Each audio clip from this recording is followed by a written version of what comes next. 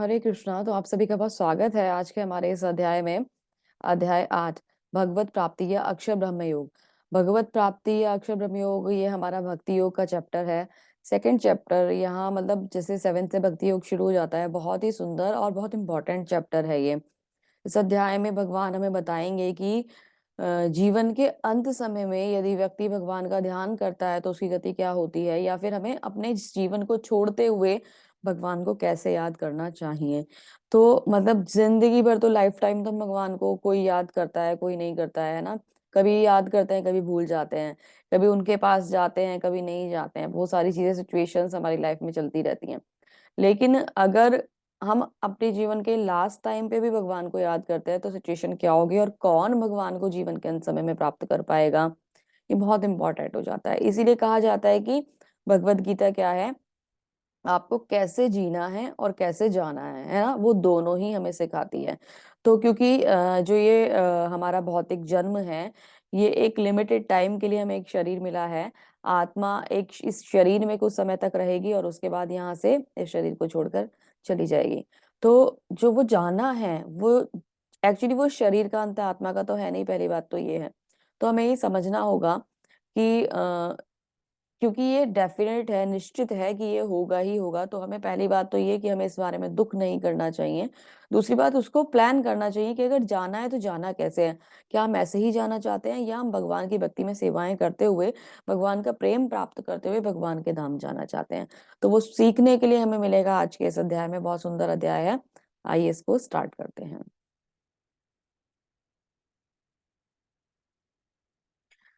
अर्जुन क्योंकि अभी कंफ्यूज है और भगवान से क्या पूछ रहा है। अर्जुन उवाच किम तद ब्रह्म किम आध्यात्म किम कर्म पुरुषोत्तम आदिभूतम च किम प्रोक्तम आदिदेवम किम उच्यते। तो अर्जुन क्या कह रहा है भगवान से। अर्जुन ने कहा, हे भगवान, हे पुरुषोत्तम, ब्रह्म क्या है, आत्मा क्या है, सकाम कर्म क्या है, भौतिक जगत क्या है, देवता क्या है, कृपा करके मुझे ये सब बताइए। तो अर्जुन अलग अलग चीजें पूछ कर अपने डाउट क्लियर करना चाह रहा है। टॉपिक थोड़ा सा अलग है ना, स्पिरिचुअलिटी के लेवल की बात कर रहा है, लेकिन आपको समझना होगा इसको, ठीक है। तो क्वेश्चंस हालांकि देखा जाए तो जर्नली सबके मन में आते हैं ना कि ए पुरुषोत्तम भगवान बताए ब्रह्म क्या है, ब्रह्म सुनते आ रहे हैं, या आत्मा क्या है, सकाम कर्म क्या है ना। बहुत कुछ चीजें हम जानते भी हैं, भौतिक जगत क्या है, देवता क्या है। तो इनके बारे में डाउट कर रहा है अर्जुन, पूछना चाहता है भगवान से, सोल्यूशन चाहता है। तो भगवान उसको उत्तर देते हैं, हे मधुसूदन, ये कैसा नहीं सॉरी, आगे क्वेश्चन अभी फिर कंटिन्यू करता है। भगवान से क्या कहता है, यज्ञ का स्वामी कौन है, वह शरीर में कैसे रहता है, और मृत्यु के समय भक्ति में लगे रहने वाले आपको कैसे जान पाते हैं। तो देखो, सब कुछ पूछते पूछते कितनी इंपॉर्टेंट बात पे आ गया कि व्यक्ति जब उसका अंत समय आता है तो वो आपको कैसे जान पाता है। तो बहुत ही सुंदर प्रश्न है। और ये पता है, हम लोग क्या मान के चलते हैं कि हम ही यहाँ रहेंगे, हम कभी यहाँ से जाएंगे नहीं। हम जबकि देखते हैं कि कहीं ना कोई मृत्यु की सूचना कभी मिलती है, आसपास में कोई हो जाती तो वो देखते भी हैं कि हाँ ऐसा कुछ हो गया। पर हम ये मान के बैठे हुए हैं कि हम तो कभी जाएंगे नहीं। हमने अपने आप को ना अमर मान लिया है और हम ये सोचते हैं कि हमारा भी कभी अंत नहीं होने वाला। तो ये जो बात है इसको हमें एक्सेप्ट करना चाहिए, और जितनी जल्दी एक्सेप्ट कर लेंगे उतना अच्छा है कि जो जन्म लेके आया है उसको मृत्यु तो आएगी ही। अभी मृत्यु होगी, है ना, तो उसकी प्लानिंग करके आगे बढ़ना चाहिए। ठीक है। तो भगवान उसको आंसर करते हैं, और भगवान आंसर में उसको क्या कहते हैं।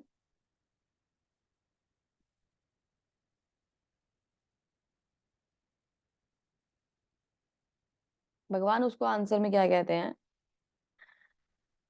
जरा मरेण मोक्षाय मामाश्रित्य यतन्ति ये ते ब्रह्म त्वदिदु कृतसन आध्यात्म कर्म चाखिलम। जो जरा तथा मृत्यु से मुक्ति पाने के लिए यत्नशील रहते हैं, वे बुद्धिमान मेरी भक्ति की शरण ग्रहण करते हैं, और वे वास्तव में ब्रह्म ब्रह्म है, क्योंकि वे दिव्य कर्मों की विषय में पूरी तरह से जान पाते हैं।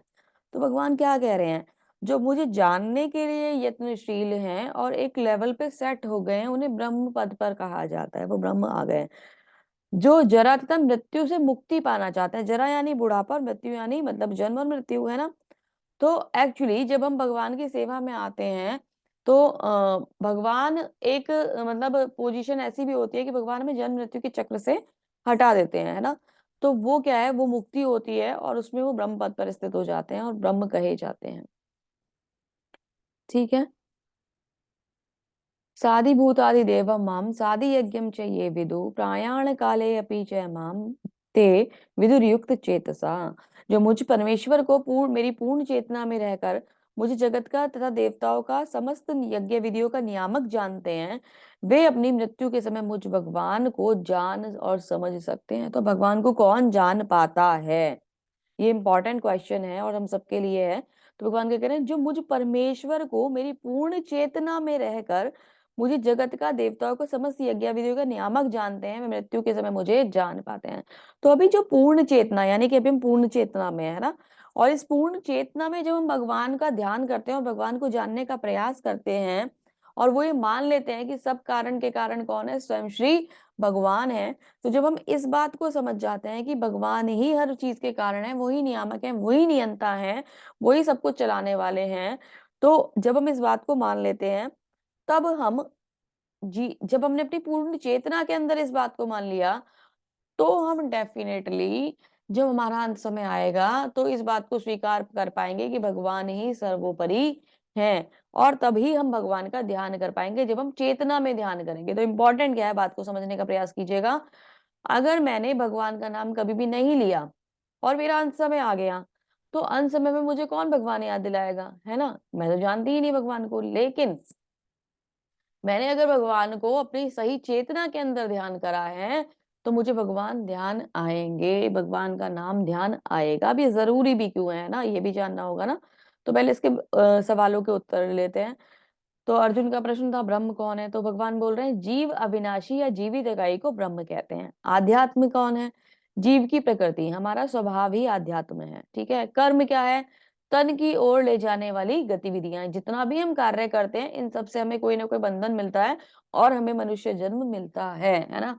जब तक ये कर्म केवल भगवान के लिए ना हो, मनुष्य जन्म नहीं, सॉरी, जन्म मिलता है, जन्म मिलता है जब तक ये कार्य हम भगवान के लिए ना कर रहे हो। आदिभूत क्या है, यानी कि भौतिक प्रकृति को आदिभूत कहा जाता है। आदिदेव क्या है, यूनिवर्सल फॉर्म ऑफ गॉड कहा जाता है ना, जिसमें सभी देवी देवता शामिल है, उन्हें आदिदेव कहा जाता है। आदि यज्ञ क्या है, परमात्मा, भगवान को, परमात्मा को आदि यज्ञ कहा जाता है। परमात्मा कहाँ रहते हैं, परमात्मा हम सबके हृदय में वास करते हैं। और मृत्यु के समय कृष्ण को कैसे याद किया जाता है, तो जीवन भर कृष्ण का स्मरण करते हैं वो ही मृत्यु के समय कृष्ण को याद कर पाते हैं। ऐसा नहीं है कि आपने जीवन भर भगवान का ध्यान नहीं करा और अंत समय में आप ये सोचें कि भगवान हमें याद आ जाएंगे, तो ये पॉसिबल नहीं है ना। जैसे कि हम कभी स्कूल गए ही नहीं, तो अगर मुझसे कोई कहे कि आप हमें ये जो भी कुछ है आपकी इंफॉर्मेशन इसे नोट करके दे दीजिए, लिख के दे दीजिए, तो जब मुझे आता ही नहीं लिखना तो मैं कैसे लिख के दूंगी, मुझे तो पता ही नहीं है, मैं कभी स्कूल ही नहीं गई, तो मैं नहीं लिख सकती। तो हम लिख नहीं पाएंगे, है ना। हम उसे, आप मुझसे कोई कहे कि आप पढ़ लो क्या इन्फॉर्मेशन लिखी है, तो हम पढ़ नहीं पाएंगे, है ना, क्योंकि हम स्कूल ही नहीं गए। तो जब जिस चीज के बारे में हमें पता ही नहीं है तो उसको ध्यान या स्मरण में कैसे लाएंगे। तो अभी भगवान क्या कहते हैं, श्री भगवान उवाच अक्षरः ब्रह्म परमं स्वभावो अध्यात्म उच्यते भूत भावोद्भव करो विसर्ग कर्म संगीता। भगवान ने कहा अविनाशी और दिव्य जीव ब्रह्म कहलाता है और उसका नित्य स्वभाव आत्मा कहलाता है। जीव को भौतिक शरीर से संबंधित गतिविधियां कर्म या सकाम कर्म कहलाती हैं। तो ये हम जानते ही हैं, अभी हमने डिस्कस करा ही है। ठीक है। अब ये जो हमारे कर्म होते हैं ना, ये हमारे कर्म ही हमारे बंधन का कारण होते हैं। श्लोक का वही है, पिक्चर चेंज हो गई है। ध्यान क्या देना है कि जैसे हम कर्म करते हैं वैसी हमें योनियां मिल रही हैं। जब हम कर्म नहीं कर, जब तक हम इस भौतिक शरीर में होते हैं तो जन्म मृत्यु के चक्र में होते हैं, और ये जन्म मृत्यु का चक्र तब तक चलता रहेगा जब तक हम सकाम कर्म में बंधे रहेंगे और इस कर्म के साथ हम इन योनियों को भोग करने के लिए आते रहेंगे। तो भगवान क्या कह रहे हैं कि अगर आप कर्म करते हो कृष्ण के लिए तो आप कहाँ जाते हो, कृष्ण के धाम में प्रवेश करते हो। ठीक है। अगर आप पुण्य कर्म करते हो, दान तप आदि यज्ञ आदि करते हो, तो स्वर्ग में प्रवेश करते हो। ठीक है।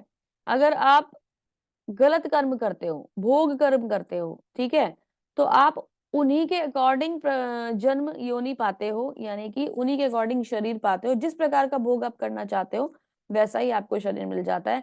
कुकर और सूकर का शरीर मिलता है, खाने पीने और भोग करने के लिए वो शरीर हमें मिल जाता है। जैसी हमारी इच्छाएं होती हैं वैसे ही भगवान हमें शरीर दे देते हैं, क्योंकि जो जितनी भी जीव जंतु की योनियां हैं ये सब भोग योनियां हैं, और इनमें ना कभी भी ऐसा नहीं है कि मतलब कोई ऑब्जेक्शन हो। शुगर कितना भी खाए कोई प्रॉब्लम नहीं है, गंदा संदा सब कुछ खा लेता है, कुछ भी मिल जाए उसको, भोजन भी खा लेगा और गलत चीजें भी खा लेगा। और ये जो डॉग्स होते हैं इनको कोई प्रॉब्लम ही नहीं होती कि वो कहाँ पे भी जब मर्जी जैसे भी भोग कर सकते हैं, उनको कोई टेंशन नहीं है, और उनका तो जीवन ही इस चीज के लिए बना हुआ है। एक एक बार में उनको कितने कितने बच्चे हो जाते हैं, आप ये सोच के देखिए। तो वो तो आए ही इस चीज के लिए हैं इस दुनिया में, है ना, क्योंकि उन्होंने यही इच्छा करी थी भगवान से। तो भगवान की गलती नहीं है, हमें दया आती किसी डॉग को देखकर, लेकिन हमें सोचना चाहिए ये उनकी भोग योनि है, हमें करना क्या चाहिए। हरे कृष्णा, एक मिनट माता जी, हरे कृष्णा, हरे कृष्णा। तो हमें ये सोचना चाहिए कि ये जो इनको हम किसी भी प्रकार से अगर हम उनको भगवान के भक्ति किस प्रकार से दे सकते हैं, तो जैसे कि हम भगवान का प्रसाद खिला सकते हैं। अगर दया आ रही है तो सिर्फ इतना ही कर सकते हैं ना, और ज्यादा कुछ हम ज्यादा अटैचमेंट उनसे लगा नहीं सकते, ठीक है। इनके घर पे होते भी हैं पेट्स वगैरह होते हैं, तो कोशिश ये करें कि हरे नाम जप कर रहे हैं तो उनके कानों में चला जाए। मैं बार बार कहती हूँ ना, जब भी हम जप करते हैं तो उससे बहुत लोगों का इनडायरेक्टली फायदा होता है। तो वो ये सब चीजें हैं कि जिनसे उन्हें बेनिफिट मिलता है। लेकिन बात यहाँ क्या है, पॉइंट हमारा ये है कि अगर हम जैसे कर्म करेंगे वैसी गति को प्राप्त करेंगे। आदिभूतम शरो भाव पुरुष चैवादि देवतम आदि यज्ञो अहमेवात्रा देहे द्रहे भ्रतांबर। हे देहधारियों में श्रेष्ठ निरंतर परिवर्तनशील ये भौतिक प्रकृति आदिभूत यानी अब कहलाती है भगवान का विराट रूप, जिसमें चंद्र सूर्य चंद्र जैसे देवता शामिल है, आदि देव कहलाता है, तथा प्रत्येक देहधारी के हृदय में परमात्मा स्वरूप स्थित मैं परमेश्वर यज्ञ का भोक्ता कहलाता हूँ। तो ये जो भौतिक प्रकृति है, जितना भी आप कुछ इस सृष्टि में चारों तरफ देख रहे हो सब कुछ भौतिक प्रकृति है, ठीक है। उसके बाद भगवान का एक फॉर्म है, भगवान का एक रूप है, जिसे यूनिवर्सल फॉर्म कहा जाता है, जिसे विराट स्वरूप कहा जाता है भगवान का। वो विराट स्वरूप में भगवान इस भौतिक जगत में एक तरीके से, जब इस भौतिक जगत का संरक्षण हो रहा था या भौतिक जगत में उन्होंने एक बार ये रूप दिखाया था अपना, तो अभी हमें जानने भी मिलेगा, भगवत गीता में ही आएगा, इसे भी डिस्कस करेंगे वो विराट स्वरूप भगवान का, तो नेक्स्ट चैप्टर्स में ही आएगा। तो भगवान का वो जो भौतिक वो जो विराट स्वरूप है वो एक प्रकार से वो भी कहीं ना कहीं भौतिक सृष्टि से कनेक्ट माना जाता है, क्योंकि भगवान उस स्वरूप में हमेशा नहीं रहते हैं, नित्य वो अपने शाश्वत स्वरूप में रहते हैं। तो ये जो स्वरूप है इसमें सूर्य चंद्रमा आदि सब भगवान के उसमें सम्मिलित रहते हैं। तो भगवान ही परमात्मा है और वो हमारे हृदय में वास करते हैं और सारे यज्ञों को भोग करने वाले हैं। अभी प्रश्न क्या आता है कि हमें भगवान को अंत समय में हम कैसे याद कर सकते हैं, या अंत समय में भगवान को याद करने वाले का फायदा क्या होता है। तो भगवान उसको आंसर कर रहे हैं और भगवान बोलते हैं, अंत काले च मामेव स्मरण मुक्त्वा कलेवरम यह प्रयाति स मद्भावम याति नास्तत्र संशया। और जीवन के अंत समय में जो केवल मेरा स्मरण करते हुए शरीर का त्याग करता है वह तुरंत ही मेरे स्वभाव को प्राप्त करता है, इसमें रंच मात्र भी संदेह नहीं है। तो मैं स्टोरी आपको पहले ही सुना चुकी हूँ। भीष्म पितामह ने 18 दिन तक वो युद्ध देखा, तीरों की शैया पर पड़े रहे, सर में परेशानी थी, पूरे शरीर में परेशानी थी, लेकिन उन्होंने अपना जो इच्छा मृत्यु का वरदान था, चाहते तो ये कह देते कि ये शरीर में से तीर निकाल दो और मुझे खड़ा कर दो, लेकिन उन्होंने क्या सोचा कि अभी साक्षात भगवान युद्ध कर रहे हैं, पहले तो इनका युद्ध देख लूं। और युद्ध देख के, क्योंकि वो पता है कौन थे, वो भगवान के भक्त थे, बेशक ऑपोजिशन पार्टी में थे, मैंने इंट्रोडक्शन पे आपको बताया था, लेकिन वो भगवान के भक्त थे। तो भगवान के भक्ति भगवान की लीलाओं में सहायक होते हैं, है ना। तो भगवान के बहुत सुंदर भक्त है, इसलिए भगवान अर्जुन से कह रहे हैं कि अर्जुन इनको मार दो, इनको युद्ध कर लो, इनसे कोई परेशानी तुम्हें नहीं होगी, क्योंकि भगवान को तो पता है उनकी गति क्या होने वाली है, अर्जुन ही परेशान हो रहा है। और अगर वो भगवान के भक्त नहीं भी होंगे तो भी भगवान अगर उनकी भगवान ने उनके लिए जो निश्चित करा है वो गति उन्हें डेफिनेटली मिलेगी ही मिलेगी, ठीक है। जैसे कि सारे ही तो भक्त नहीं थे ना, दुर्योधन तो भक्त नहीं था ना, तो उसके लिए भी कुछ निश्चित कर रखा है भगवान ने। तो भगवान क्या कहते हैं कि तो ये होता ही है कि पितामह जो है अपना मतलब ये जान जाते हैं कि साक्षात भगवान है तो इसे सुंदर मौका नहीं मिलेगा। तो हमें करना क्या चाहिए? भगवान करें अंतकाले च मामेवे स्मरन् मुक्त्वा कलेवरम्। जो मुझे ध्यान करते हुए अंतकाल में शरीर का त्याग करेगा तो उसको लाभ प्राप्त होगा। क्या लाभ प्राप्त होगा? जो जीवन के अंतकाल में मेरा स्मरण करते हुए शरीर का त्याग करेगा, तुरंत मेरे स्वभाव को प्राप्त करता है, इसमें रंच मात्र भी संदेह नहीं है। तो मतलब भगवान को प्राप्त करने का इससे सुंदर समय कोई और हो ही नहीं सकता। जैसी ही हम इच्छा करते हैं, वैसा ही शरीर हमें मिल जाता है। तो अंत समय में, क्योंकि हम सब अभी वो वाली एज में है कि देखो हम लोग ये मानते हैं कि हम यंग हैं, तो हमारी एज जो है अभी बहुत अभी पड़ी है। आप लोग तो यूथ बिल्कुल फ्रेश वाले एज में हो। तो ये सोचते हो कि मतलब अभी तो कुछ नहीं है, जीवन ही क्या देखा है। अच्छा है भगवान ने आपको शरीर दिया है, सुंदर जीवन आप सब जिएँ। लेकिन माताजी, प्रभु जी, ये जो बात है कि ये बिल्कुल मतलब इसमें तो कोई दो राय और संशय ही नहीं है कि हम सबको जाना है। तो जब हम सबको जाना है, तो अपने जीवन के लिए एक सही उद्देश्य को चुन लो और उसके सार्थकता को उसको सार्थक करते हुए अपने मतलब उसके भगवान के रिलेटेड जो भी चीज़ें हैं उनको कंप्लीट करते हुए हमें उस जर्नी को ऐसे चलाना चाहिए ताकि जाते हुए हमें कोई पछतावा ना रहे कि हमसे कुछ छूट गया। यानी कि भगवान जो हैं उनको अंत में समय में हम याद करते हुए जाएँ, इसका कोई सॉल्यूशन बना लें। तो अभी एक प्रश्न और भी आता है कि अंत समय में याद कौन करेगा? तो भगवान आगे हमें इस सॉल्यूशन को देंगे कि अंत समय में याद कौन करेगा? अंत समय में याद कौन करेगा? चलो यहीं डिस्कस कर लेते हैं। तो अंत समय में भगवान को याद वो करेगा जिसने जीवन के सही समय में भगवान को याद करा होगा, है ना? अगर देखो भगवद गीता में सारी चीज़ें बताई जा रही हैं, तो इसको किसी साक्ष्य की आवश्यकता नहीं है, भगवान स्वयं बोल रहे हैं। अगर हमने अपने शरीर को मतलब अगर हम किसी ऐसी अवस्था में पहुँच गए कि एक्सीडेंटल डेथ हो गई, तो हमें वो ऑप्शन ही नहीं मिला, वो मौका ही नहीं मिला कि हम भगवान को याद कर पाएँ। चेतना या फिर हम मतलब क्या कहते हैं, बेहोशी में हैं या तो हम कोमा में हैं, कोई अगर ऐसी सिचुएशन मेडिकल सिचुएशन बन जाए, तो किसी को ये थोड़ी ना पता है कि भगवान को हम याद कर पाएँगे या नहीं कर पाएँगे। तो उसका सॉल्यूशन भी भगवान हमें आगे देंगे, कि अगर हम भगवान को याद नहीं कर पाएँगे तो भगवान हमारे लिए क्या सॉल्यूशन दे रहे हैं। ठीक है? तो हमें करना क्या होगा, हमें प्रैक्टिस बनानी होगी कि हम शुरुआत से अपनी सही चेतना से भगवान को याद करते हुए चलें। तो सैकड़ों और हज़ारों जीवित संस्थाएँ हर पल मौत से मिलती हैं, लेकिन फिर भी एक मूर्खतापूर्ण जीवन जीने वाला खुद को मृत्युहीन समझकर मृत्यु के लिए तैयार नहीं होता, यही दुनिया का सबसे अद्भुत चीज़ है। जो जब से युधिष्ठिर महाराज से प्रश्न करा गया, उनके भाई मूर्छित हो गए थे और फिर एक-एक करके प्रश्न पूछे और उनको एक-एक भाई को उनके मतलब मूर्छा उनकी त्याग हुई। तो उनसे पूछा गया कि इस दुनिया की सबसे अद्भुत चीज़ क्या है? तो वो ये कहते हैं कि मुझे सबसे अद्भुत ये लगता है कि सबको मरना है, लेकिन कोई इस बात को मानना नहीं चाहता। भरत महाराज की मैंने आपको स्टोरी सुनाई थी। भरत महाराज आसक्त हो जाते हैं हिरण के साथ और हिरण के लालन-पालन में लग जाते हैं। जो घर-बार छोड़ के अपनी पत्नी और बच्चों को छोड़ के आ गए, वहाँ वो हिरण के संग आसक्त हो गए और मोह हो गया हिरण से। रिज़ल्ट क्या हुआ? यम यम वापि स्मरन् भावं च त्यजन्त्य कलेवरं तं तमेवेति कौन्तेय सदा तद्भाव भवेत्। हे कुंती शरीर त्याग करते समय मनुष्य जिस-जिस भाव का स्मरण करता है, वह उस भाव को निश्चित रूप से प्राप्त करता है। समझ रहे हैं? शरीर के अंत समय में भगवान को ध्यान करने के लिए क्यों कहा जा रहा है? क्योंकि अगर कुछ और ध्यान करा तो हम वहीं बन जाएँगे, वहीं स्थित हो जाएँगे। तो भगवान क्या कह रहे हैं कि चेतना को मुझ में लगा के रखना ताकि मेरे धाम आ पाओ। अगर चेतना को घर परिवार और बच्चे में लगा दिया और धन संपत्ति में लगा दिया, मेरा परिवार नहीं आया, मेरा वो पोता नहीं आया, मेरी वो पोती नहीं आई, अगर वहाँ तक पहुँच पाए, मेरा वो बेटा नहीं आया, बेटी नहीं आई, मेरी बहू नहीं दिखाई दे रही, है ना? अगर सही चेतना रही और पोते-पोती तक नहीं पहुँचे, कोई तो पड़पोतों तक जाने की प्लानिंग कर लेते हैं। तो समय का कुछ भी नहीं पता, कब क्या होने जाए आपको नहीं पता। तो अगर हमने भगवान को नहीं मतलब एक प्रकार से समझ लीजिए कि ध्यान करा, तो हम जो ध्यान करेंगे हम वही, मेरा बिज़नेस, मेरा बिज़नेस, मेरा बिज़नेस, है ना? अरे! मेरे घर की देखभाल कौन करेगा? घर की देखभाल कौन करेगा?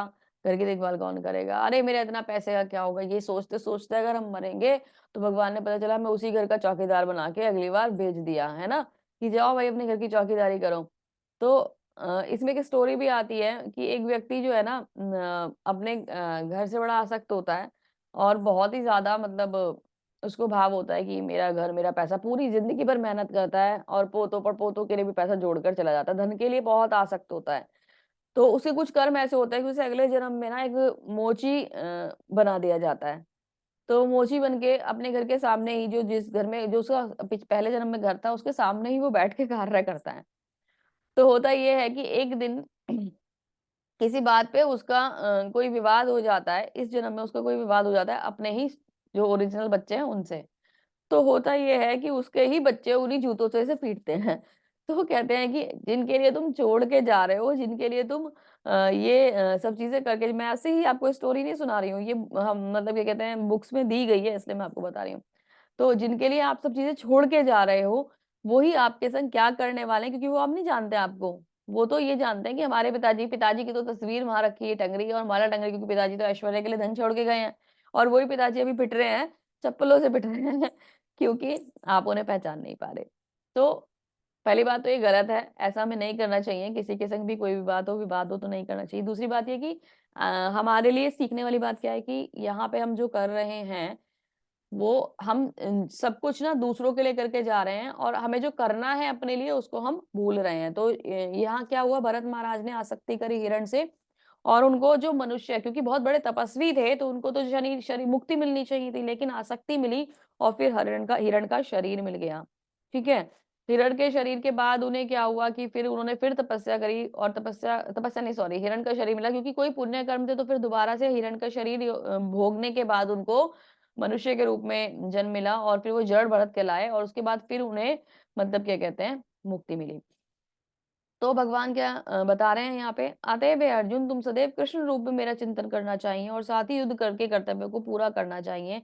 अपने कर्मों को मुझे समर्पित करके तथा अपने मन बुद्धि को मुझ में स्थिर करके तुम निश्चित रूप से मुझे प्राप्त कर सकोगे। तो भगवान क्या कह रहे हैं कि अपने मन को मुझ में लगा दो, कर्मों को मुझ में लगा दो, बुद्धि को मुझ में लगा दो, सदैव मेरा चिंतन करो। तो हमारी चेतना कैसी होनी चाहिए, हमेशा मन में क्या रहे, हरे कृष्ण हरे कृष्ण हरे कृष्ण हरे कृष्ण, है ना, ये रहना चाहिए, कृष्ण कृष्ण कृष्ण, हे कृष्ण हे गोविंद, ये रहना चाहिए।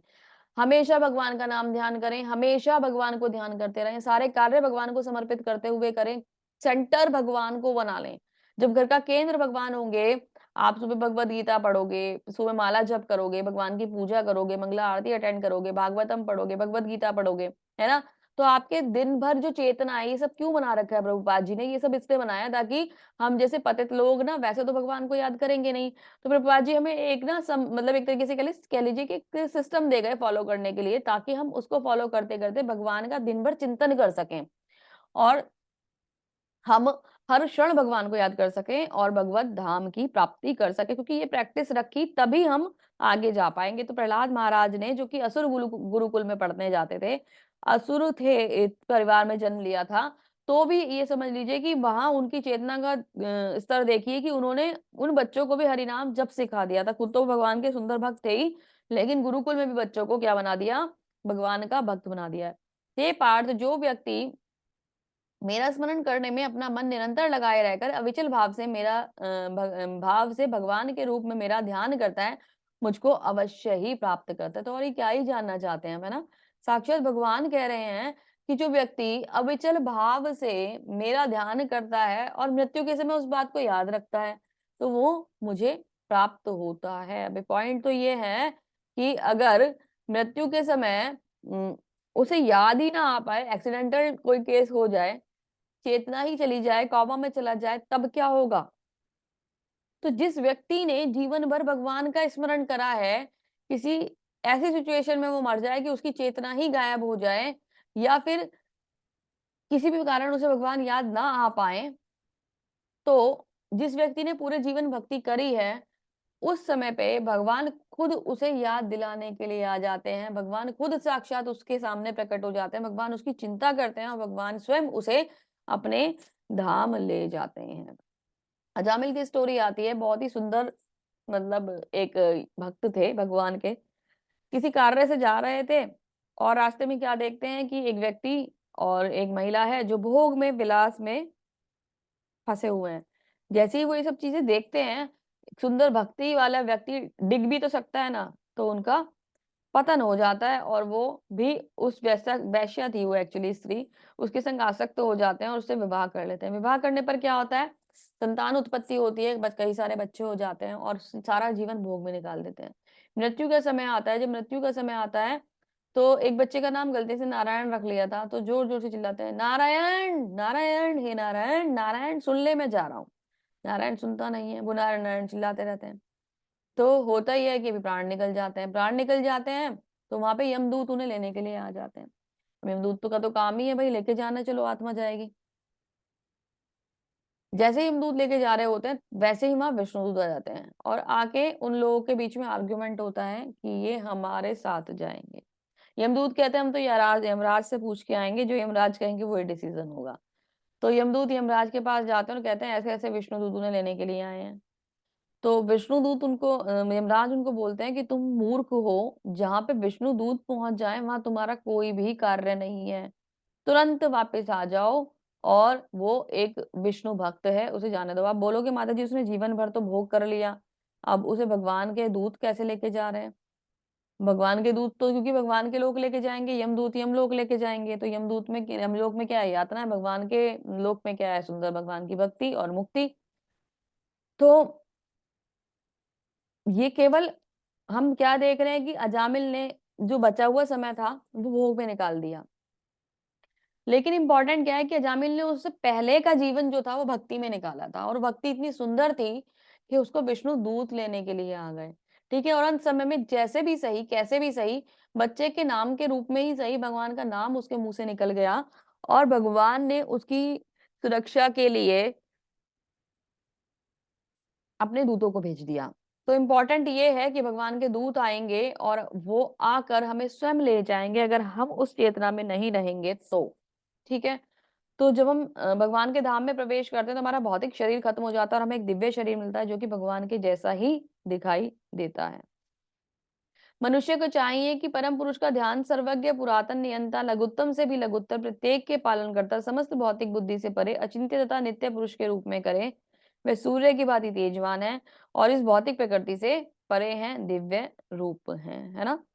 तो बहुत सुंदर है ये बात। हमें भगवान को शाश्वत सत्य मानते हुए, सब चीज़ों का कारण मानते हुए, भगवान को ध्यान करना चाहिए क्योंकि वो भौतिकता से बहुत अलग हैं। हम क्यों करें ध्यान? हम हम क्यों करें ध्यान? क्योंकि सभी भगवान का ध्यान करते हैं। आप जिन देवी-देवताओं का ध्यान करते हैं ना, वो देवी-देवता भी भगवान का ध्यान करते हैं। नित्य स्मरण में देवी-देवताओं के भी भगवान चलते रहते हैं। तो इसलिए हमें भगवान का ध्यान करना चाहिए और अगर हम भगवान का ध्यान करेंगे तो उन देवी-देवताओं का स्मरण स्वतः ही हो जाएगा। मामुपेत्य पुनर्जन्म दुःखालयम् अशाश्वतम् नानुपन्ति महात्मना संसिद्धि परमागति। मुझे प्राप्त करके महापुरुष जो भक्ति योगी हैं कभी दुखों से पूर्ण इस अनित्य जगत में नहीं लौटते क्योंकि उन्हें परम सिद्धि प्राप्त होती है। तो भगवान क्या कह रहे हैं कि ये दुःखालयम् अशाश्वतम् है यानी कि दुखों से भरा हुआ घर है और या ये नित्य नहीं है। जो मेरा ध्यान करता है वो कभी भी यहाँ वापस नहीं आता है। सर्वोच्च जगत में, सर्वोच्च लोक में निम्नतम सारे लोग दुखों के घर हैं। यानी कि भगवान के धाम को छोड़ने के बाद सब कुछ जो भी कुछ है वो दुखों का घर है। जन्म-मरण का चक्र वहाँ लगा रहता है। कुंती पुत्र जो भगवान के धाम को प्राप्त कर लेता है वह फिर जन्म नहीं लेता। तो भगवान के धाम को जाने वाला कभी भी इस पृथ्वी पर जन्म मृत्यु के चक्र में नहीं आता।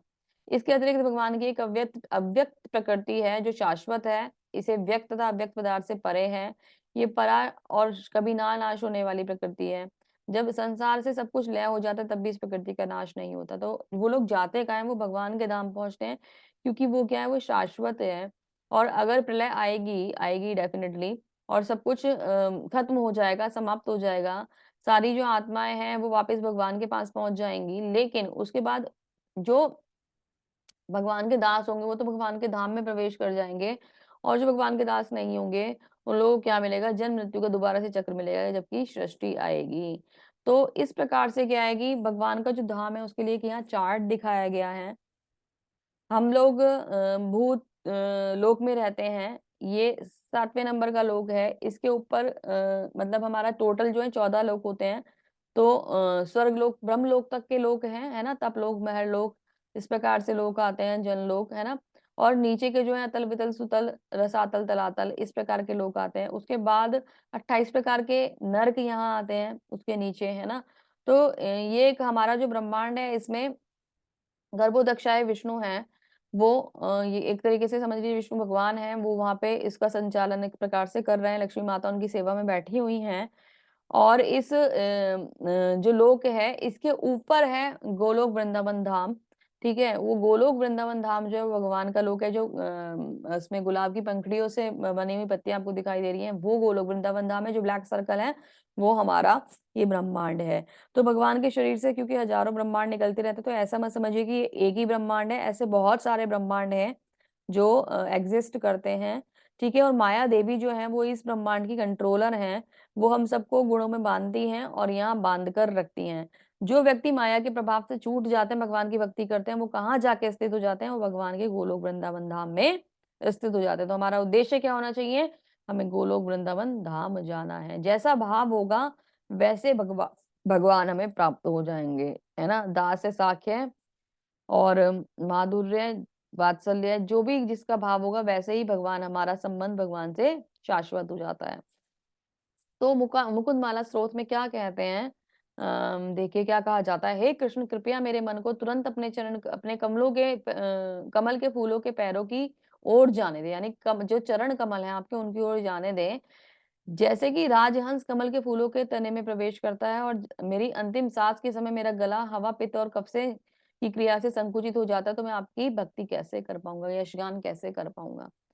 तो यहाँ क्या कह रहे हैं, यहाँ ये बोला जा रहा है, ये प्रेयर है, कुलश्रेष्ठ राजा हैं उन्होंने, ये महाराज ने ये प्रेयर करी है। तो मुकुंदमाला स्रोत में ये प्रेयर दी गई है। तो वो क्या बोल रहे हैं कि जब मैं बूढ़ा होऊंगा, जब मुझसे मेरी गले से मेरी आवाज ही नहीं निकलेगी, तो तब मैं कैसे आपके भक्ति करूंगा? तो जितना जल्दी हो सके भगवान, मेरी जो चेतना है उसको आपके चरण कमलों में स्थित करा लीजिए, आपकी भक्ति का मुझे यश दीजिए, ताकि मैं आपकी भक्ति करते हुए अपने जीवन को बिता पाऊं।